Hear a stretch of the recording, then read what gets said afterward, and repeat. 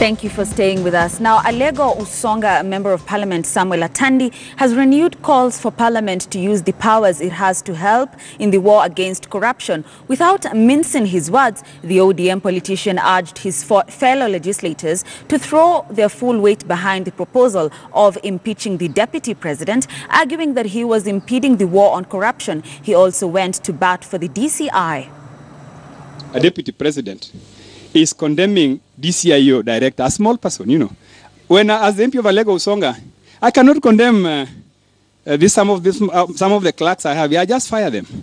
So if William Ruto cannot fire the DCIO, and he comes out and says, you know, the DCIO is being used, who is using DCIO? The reality of the matter is that corruption must be fought through a multi-pronged approach. And I want to blame Parliament. Parliament as the biggest and the best tool that they can use in the war against corruption. Recently, I spoke to one senior officer in the DPP who told me that they are overwhelmed.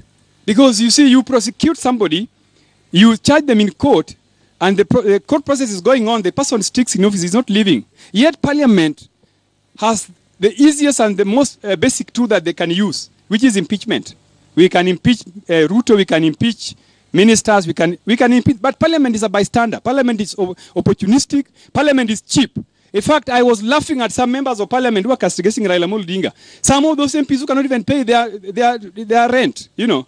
An MP who anatoka kwa nyumba ya mwingine anatoroka, he's not even paying rent, he's busy castigating Raila Amolo Odinga, and those are members of Parliament. So we must be very serious in this war against corruption, and the war against corruption cannot be fought by investigative and prosecutive authorities only. Let members of Parliament decide whether they want to join the war against corruption, or they don't want, or they want to receive corrupt money when they send to rallies to abuse other politicians, and they are doing nothing.